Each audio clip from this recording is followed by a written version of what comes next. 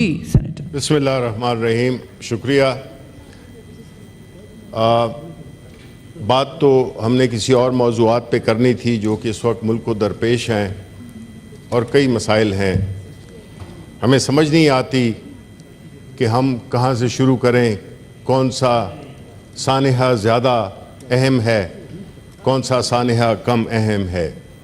बहरहाल जो ख़बर हमें मिली थी दौरान इजलास कि हमारी पार्टी पाकिस्तान तहरीक इंसाफ, जो कि इस मुल्क की सबसे मकबूल पार्टी है और उस मकबूलियत की जो अक्स था वो 8 फरवरी को पाकिस्तान के अवाम ने दिया।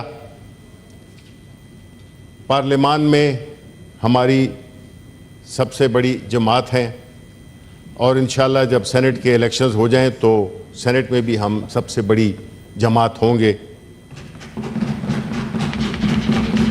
देखना ये है कि इस सबसे बड़ी जमात पाकिस्तान तहरीक इंसाफ को किन किन मसाइल का सामना है। उस पार्टी का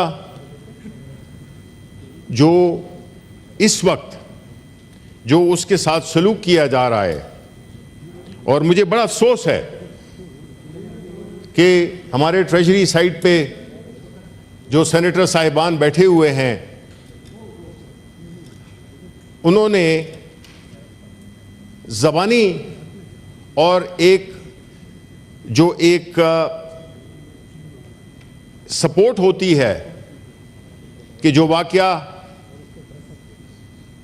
हमारे पार्टी के स्पोक्स पर्सन रऊफ हसन के साथ जो वाकया पेश आया उसमें उन्होंने कोई ज़बानी प्रोटेस्ट भी नहीं किया। इससे जाहिर ये होता है कि इस वक्त बात हक और ना हक की नहीं हो रही, बात सच और झूठ की नहीं हो रही, बात इंसाफ या नाइंसाफी की बात नहीं हो रही। इस वक्त जिसके पास ताकत है उसी की बात, उसी का सिक्का राइजुल वक्त है। अगर ये देखा जाए कि इस हाउस में जो सेनेटर साहिबान बैठे हुए हैं, आया वो सीने में दिल नहीं रखते, आया उनकी कोई मॉरल वैल्यूज नहीं है, आया उनका कोई एक सियासी मैच्योरिटी या एक सियासी नुक्ता नज़र नहीं है। अगर ये वाकया उनके लिए एक आम वाकया है जो कि होता है और हुआ है, उस पे इस किस्म की बशमूल आपके प्रिजाइडिंग ऑफिसर साहिबा, बशमूल आपके कि जिसमें आपने इस वाकये को कंडेम भी नहीं किया, क्योंकि ये वाकया कोई आम वाकया नहीं है, इसकी सिंबॉलिक वैल्यू बहुत बड़ी है। अगर लीडर ऑफ अपोजिशन आप थे नहीं हाउस में, सेनेटर वावडा ने उसको कंडेम किया। मैं माजरत करता हूं। जी मैं माजरत करता हूं। सारे मेंबर्स ने किया और ये जब आपकी पेशकश सब खत्म कर पाएंगे ये बात होगी। जी बात खत्म हो गई। जी बात खत्म हो गई। कर ली है जी ठीक है जी, बड़ी अच्छी बात है। अगर ऐसा हुआ है तो बहुत अच्छा हुआ है, क्योंकि जो मिनिमम हम एक्सपेक्ट करते हैं अपने कॉलीग्स के साथ से वो ये है कि कोई भी ऐसा वाकया जिसमें कि इंसानी हुकूक, किसी की रिस्पेक्ट, किसी की डिग्निटी या किसी की जान और माल पे अगर अटैक हो, तो अगर हम खामोश रहेंगे तो फिर हमारे इस ऐवान की जो हैसियत है उसमें कभी भी ना रिस्पेक्ट आएगी, ना उसकी लेजिटिमेसी होगी, ना उसकी क्रेडिबिलिटी होगी। अगर ऐसा हुआ है मैं शुक्रिया अदा करता हूं, लेकिन साथ ही साथ इस बात पे भी मैं चाहूंगा कि जो वाकया हुआ है उसकी बाकायदा मुझे लॉ मिनिस्टर ने एक ब्रीफ, हेलो सॉरी जी जी जी, हाउस ऑर्डर में कीजिए प्लीज़, अपनी अपनी नशिस्तों पर बैठ जाइए, सीरियस डिबेट में। Thank you very much. जी जी, अगर प्लीज़ कंटिन्यू। इस वाक़ये की पूरी तहकीकात 24 घंटे में, क्योंकि जो मुझे पता चला है कि CCTV की फुटेज भी आ गई है और अपेरेंटली वो लगता है कि कोई ख्वाजा सरा थे, लेकिन इन ख्वाजा सराओं ने, अगर आपको याद हो तो एक और जर्नलिस्ट थे, उस पर भी अटैक किया था। तो ये इत्तेफाकन नहीं है।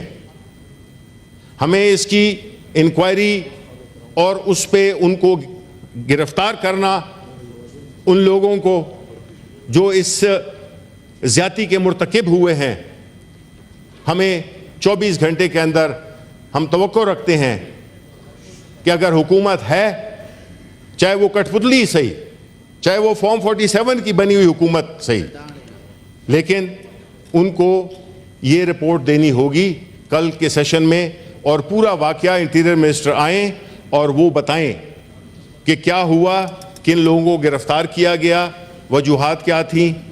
इस सारी ये हमारी आपसे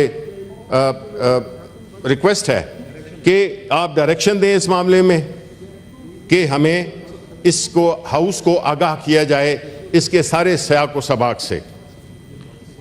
दूसरी बात, मुझे अफसोस है कि हमारे जो ईरान के सदर हैं उनको ये शहादत हुई है और उनके साथियों की। हम ईरानी हुकूमत, ईरानी अवाम के साथ पूरी यकजहती का इजहार करते हैं और हम ये भी दुआ करते हैं कि अल्लाह ताला उनको अपने एक आला जन्नत में आला मकाम दे। सेकेंडली, जो बिश्केक में हमारे नौजवानों के साथ जो सलूक हुआ, जो उनके साथ तशद्दुद हुआ, जिस तरह के उनको मारा गया, पीटा गया और भी कई किस्म की खबरें हैं, हुकूमत Pakistan was conspicuous by its absence. Foreign office और बाकी दीगर वज़रा जो कि सिर्फ रिसीव करने के लिए गए, अपने फ़ोटो सेशन किए और बात ख़त्म हो गई। हम चाहते हैं, जिस तरह खैबर पख्तूनख्वा की हुकूमत, मैं उनको सलाम करता हूँ, उन्होंने फौरी पाकिस्तानी एम्बेसडर टू किर्गिस्तान से बात की, उन्होंने वहाँ पे उनको ये ऑफ़र दी कि खैबर पख्तूनख्वा की हुकूमत जो कि इतने वसाइल नहीं रखती, उसके बावजूद हमने कहा कि हमने अपने नौजवान तालिब इल्मों को सेफली इवैक्यूएट करना है, और उन्होंने ये खर्चा खुद उठाया और अब 600 से ज़्यादा लोग स्टूडेंट्स वापस भी आ गए हैं और मज़ीद भी आ रहे हैं, जिसकी कि तमाम खर्चा खैबर पख्तूनख्वा की हुकूमत दे रही है। इसके बाद हम आते हैं, जो अभी हमारे कॉलीग सेनेटर फैसल वाडा ने एक मुफस्सल तकरीर की, जिसमें कि उन्होंने बुनियादी तौर पे जुडिशरी को के बारे में, मैं ये नहीं कहूँगा कि हद बनाया है, मैं ये ज़रूर कहूँगा कि उन्होंने कुछ बातें की हैं, कुछ उनकी ज़ात से ताल्लुक़ रखती थी और कुछ उन्होंने सियासी जमातों के लीडरों के साथ जो भी हुआ। मुझे खुशी होती अगर सेनेटर फैसल वाडा इसी रवानी में पाकिस्तान तहरीक इंसाफ इमरान खान साहब के साथ जो सलूक हो रहा है, आया हम 40 साल बाद ये देखेंगे कि खान साहब का जो केस था वो एक ट्रेवेस्टी थी, वो एक जुडिशल एक ऐसा जुडिशल हमला था जो कि एक मुल्क के सबसे मकबूल लीडर पे, जिस पे के सियासी बुनियादों पे केस बनाए गए, हर किस्म के केस बनाए गए, लेकिन जिस पे मैं सख्त शर्मिंदा हूं और मेरा ख्याल है कि हम सबको भी होना चाहिए, वो केस था जिसमें कि खान साहब की शादी को मुतनाज़ा बनाया गया। कभी पाकिस्तान की हिस्ट्री में ऐसा केस आपने सुना है? एक मुल्क के मकबूल तरीन लीडर, एक वो लीडर जो कि इस मुल्क के लिए हमेशा ग्लोरी लाया, उसने इस मुल्क का नाम हमेशा ऊंचा किया, और आप उसकी शादी को मकसद क्या था? मकसद था तज़हीक करना, उस पॉपुलर लीडर की तज़हीक करना जिनको कि सियासी तौर पे, देखें हम यहां सियासत कर रहे हैं, हमारी जिस तरह के सेनेटर फैसल ने कहा कि हमारी जाती दुश्मनियां नहीं है, हम सियासी लोग हैं, हम सियासी लड़ाई चाहते हैं। लेकिन मुझे अफसोस है कि जो मेरे बाएं हाथ पे जो ट्रेजरी बेंचेस के जो सेनेटर्स बैठे हुए हैं, जो कि अपनी अपनी जमात की नुमाइंदगी कर रहे हैं, उन्होंने सियासत से जाती दुश्मनी बना दी है। जो केसेस नहीं भी सो जहन में आता था, बल्कि आज मैं अदालत में था इस्लामाबाद हाई कोर्ट में, वहां पे एक केस जो कि 1 साल पहले डिसाइड हो चुका था, टेरियन का केस, वो केस दोबारा फिक्स कर दिया गया। जब जजेस ने देखा, 3 बेंच का जज थे, उन्होंने जब देखा कि ये वही केस है जिसके बारे में ऑलरेडी जजेस ने फैसला कर दिया है, 3 बेंच में 2 जजेस ने साइन करके अपनी पूरी जजमेंट दी है जो कि रिकॉर्ड में उन्होंने दिखाई, तो जो मौसूफ वकील थे वो उन्होंने कहा जी मुझे तो इसका पता ही नहीं था, तो अदालत ने उस केस को रिजेक्ट कर दिया। अब are we running out of options? कौन सा केस है जो और मजीद बन सकता है? तोशा खाना का केस है, आपने एक एक करके, और जब भी देखते हैं कि जमानतें हो रही हैं, रिहाई हो रही है, तो उसमें आप एक और केस डाल देते हैं। अभी तोशा खाना का एक नया केस भी वो हो गया है।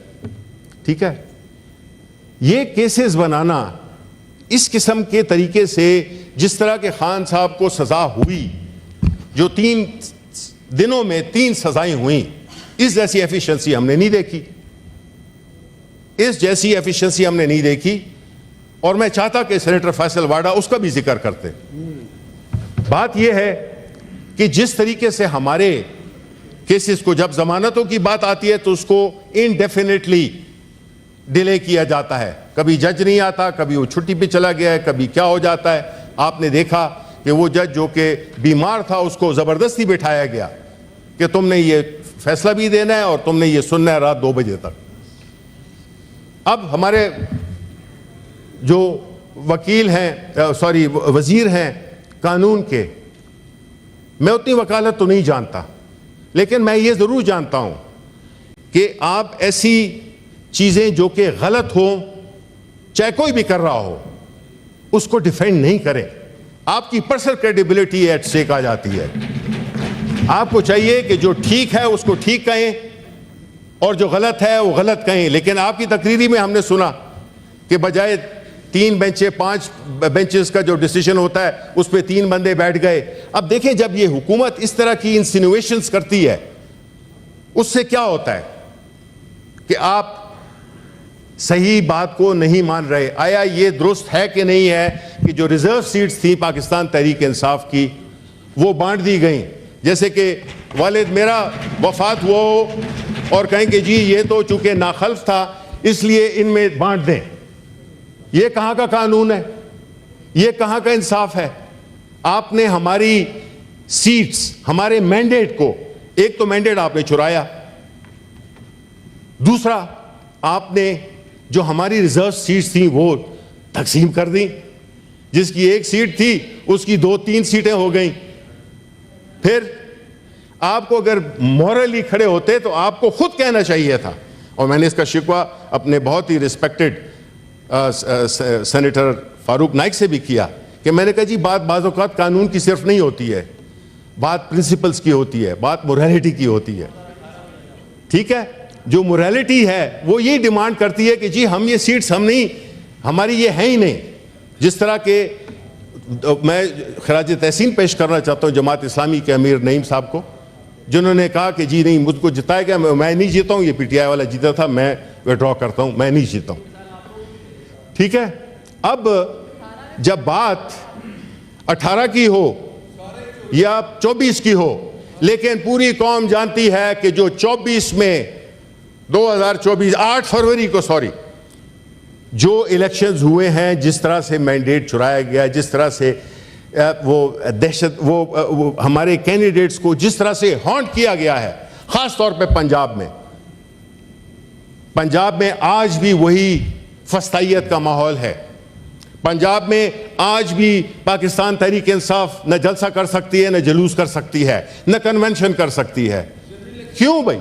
आप सियासत में अगर हैं तो सियासी तौर पे मुकाबला करें। आप उसका जो आपके जो वसाइल हैं, रियासत के जो वसाइल हैं, उससे मुकाबला ना करें।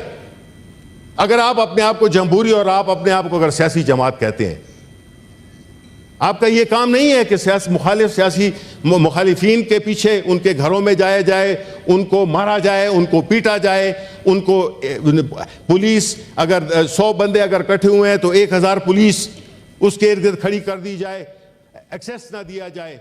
ये जमहूरियत है? अगर ये जमहूरियत है तो फिर डिक्टेटरशिप क्या होती है?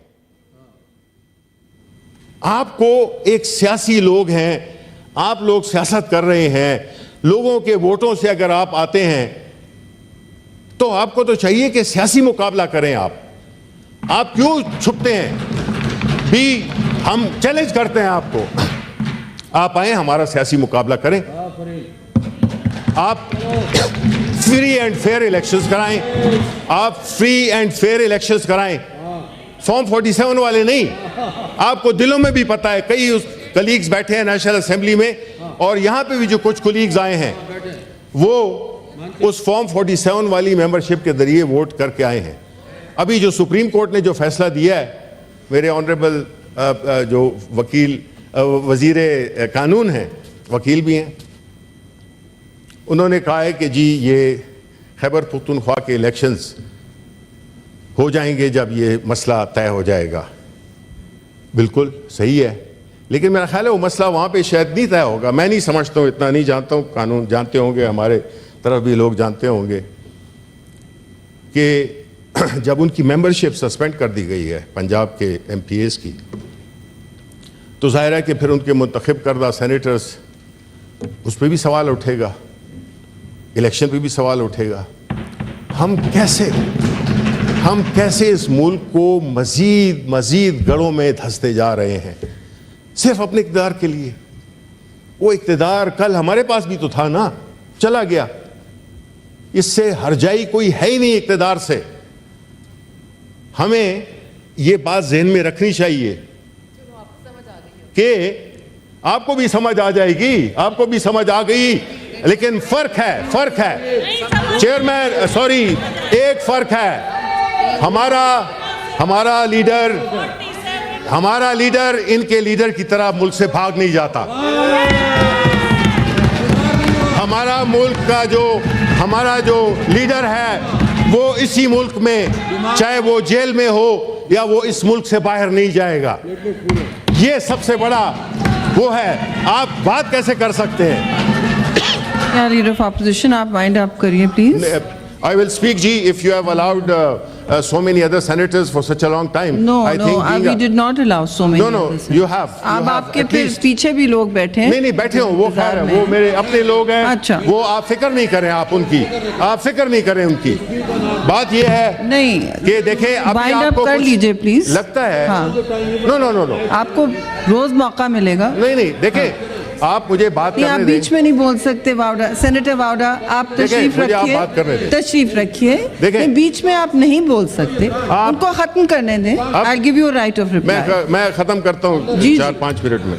देखें, बात ये है कि इस वक्त ये सारी चीजें जो कि हो रही हैं, ये इसलिए हो रही हैं कि इस मुल्क में कानून की बालादस्ती नहीं है। कानून की बालादस्ती जब तक किसी भी मुआशरे, किसी भी मुल्क में नहीं होगी, ये एवरीबडी नोज। ये नहीं है कि मैं कोई नई बात या कोई फलसफा झाड़ रहा हूं, ये फैक्ट है, ये याद दहानी है कि जब कानून की हुक्मरानी नहीं होगी तो ये सारे इस किस्म के वाकयात उठते रहेंगे, इस किस्म की अगर नाइंसाफियां भी होती रहेंगी, लोग अपने आप को गैर महफूज समझेंगे। पार्लियामेंट चेक्स एंड बैलेंसेस, अदलिया आज़ाद, अदलिया नागुज़ीर है। क्योंकि ह्यूमन राइट्स, इसमें कोई दो राय नहीं है, चाहे वो इदारों की आपस में हम आहंगी हो, उसके लिए हर एक को अपने अपने सर्कल में रहना होगा जो कि कानून ने, आईन ने मुतय्यन की है। शुक्रिया। कानून और आईन के बगैर कोई भी मुल्क कहलाने के काबिल नहीं रहता। इसमें हमें ये चाहिए कि हम एक तो बर्दाश्त का वो करें और पैमाना सबके लिए एक रखें। ये नहीं है कि आप किसी के लिए पैमाने को छोटा कर दें, किसी के लिए बड़ा कर दें। My last point, thank you, last point is that जिस तरह के पंजाब में कल एक ऐसा ड्रैकोनियन कानून पास हुआ है डिफेमेशन का, कि उसकी मेरा ख्याल है कि उसमें हमें ये सिर्फ बात नहीं करनी चाहिए थी। पाकिस्तान पीपल्स पार्टी तो अपने आप को बड़ी लिबरल और बड़ी वो समझती है, आज़ादी राय इजहार का वो समझती है, और जिस तरीके से वो हुआ है तो हम तो उसकी शदीद मजम्मत करते हैं। हमारे सहाफ़ी बरादर जो यहाँ पे बैठे हुए हैं वो किस तरह से अपने काम को आज़ादी के साथ, हाँ वो होना चाहिए, एक कवायद ज़वाबित होने चाहिए, लेकिन ये तो नहीं हो सकता कि आपने उनका जी आर्बिट्ररीली जी कि आपको 10-30 लाख रुपए का जुर्माना हो गया, आप इतने साल के लिए अंदर, ये जो है ये एक ऐसा माहौल क्रिएट किया जा रहा है जिसमें कि कोई सच ना बोल सके। और ये जो किया है उन्होंने, पंजाब हुकूमत ने, ये काबिल मुज़म्मत है। और हम ये समझते हैं कि जो जजेस के बारे में, देखिए अच्छे बुरे लोग हर जगह होते हैं, लेकिन ये कोई वो नहीं है कि एक जज कोई फैसला दे, अगर वो पाकिस्तान तहरीक इंसाफ के फेवर में है तो जनाब 1, 2, 3, 4 शुरू प्रेस कॉन्फ्रेंस शुरू हो जाती हैं, जिसमें वजीर कानून भी शामिल है, प्रेस कॉन्फ्रेंस शुरू हो जाती हैं। ये क्यों है? ये हम क्या करना चाह रहे हैं? ये क्या इमेज देना चाहते हैं कि आया जो फैसले होंगे हमारे, अगर पाकिस्तान तहरीक इंसाफ कानूनी जंग लड़ी है, और मैं आखिरी बात यही करता हूं कि हम इंसाफ मांग रहे हैं, हम केसेस विड्रॉल नहीं मांग रहे हैं। हम कहते हैं अगर हम पे कोई आपने केस बनाया उसको आप साबित करें कानून के तहत। और चलिए, गुड टू सी यू। ये तो I wish I could say that, I wish I could also say that. बात यह है कि जी इस बात पे कि जो हो रहा है, जिस तरह के एक कैंपेन किया जा रहा है, जो 6 जजेस ने लेटर लिखा, उसको भी देखना चाहिए। ये इस तरह हम अनअटेंडेड इसको नहीं छोड़ सकते। और इन 2 चीज़ों पे, एक जो पंजाब का डेफेमेशन लॉ है, और आपने जो गंदम के साथ किया है, पंजाब हुकूमत ने किस तरह से रोड़े अटकाए हैं किसानों के साथ, किसानों के आपने उनका जो है मुस्तकबिल तारीख कर दिया है। तो हमने खैबर पुख्तनख्वा ने गुजारिश लीडर ऑफ अपोजिशन गंदम और दूसरे दीगर इश्यूज पर अलग डिबेट कर लीजिएगा। जिससे कि ये देखिए प्रेसिडेंशियल में हर किस्म की बात कर सकता हूँ, हर सब्जेक्ट पे बात कर सकता हूँ। नहीं जी, ये पॉइंट ऑफ पब्लिक इंपॉर्टेंस था जी। 2 चीजें जी, आपके point of public importance law है जो पंजाब में जी, इस पर डिबेट आप बेशक कर लीजिएगा। ये वॉकआउट करते हैं जी, बहुत शुक्रिया। एंड नहीं, इसमें आप जैसे जी कोई बुलडोजर नहीं है। मोहसिन साहब, आप अपनी पार्टी से बोलने वाले थे तो बैठ तशरीफ़ रखिए, नहीं बोलना चाहते तो छोड़िए। अब मैं सेनेटर इरफान सिद्दीकी को मौका दूंगी, और सबसे गुजारिश है जी कि इख्तिसार कायम रखें और हाउस के वक़ार की कोई ना कोई, ये सब आप ज़ामिन हैं इसके, प्लीज़ याद रखें कि जहाँ इंसाफ की बात हो रही है, मैं फिर कहूँगी कि इंसाफ वही नज़र एप्लीकेबल और सही नज़र आएगा जहां वो सबके लिए बराबर होगा। तो आप भी डिस्कस कर लीजिए कि आपके लिए बराबर है। और सेनेटर वावड़ा साहब, आपको पॉइंट ऑफ पर्सनल एक्सप्लेनेशन चाहिए था, तो इसके बाद you are all right? Okay, चलिए। बहुत शुक्रिया मैडम चेयरपर्सन। मेरे दोस्त शिबली फराज साहब ने बाज़ बातें कही अपनी तकरीर के इख्तिताम में। एक तो पंजाब के हवाले से उन्होंने अपनी बड़ी बेचैनी और बेकली का इजहार किया। बेहतर होता कि वह अपने सूबे के अहवाल व कवायद पे कोई बात करते। दूसरा उन्होंने ये फरमाया कि दूसरों के घरों में घुसना, लोगों की पकड़ दकड़ करना, लोगों को जेलों में डालना, ये जमहूरियत नहीं है। मेरा ख्याल है कि ये अगर हकीकत उन पे कोई साल 2 साल पहले मुनकशिफ हो जाती तो शायद उन्हें ये दिन ना देखना पड़ता। फिर उन्होंने ये फरमाया जी कि ये सारा सब कुछ जो होता है, इस तरह की जो हरकतें होती हैं, ये साहब मैं आपको रोकना नहीं चाहती, लेकिन अगर वज़ीर कानून या कोई और अपने ऑपोजिशन को कह दें कि अंदर आ जाए, हौसला रख के एक दूसरे की बात सुने तहम्मुल से। जी हाँ, जी बट आपने अपना काम करना है जी। शुक्रिया। तो उन्होंने कहा जी कि पंजाब में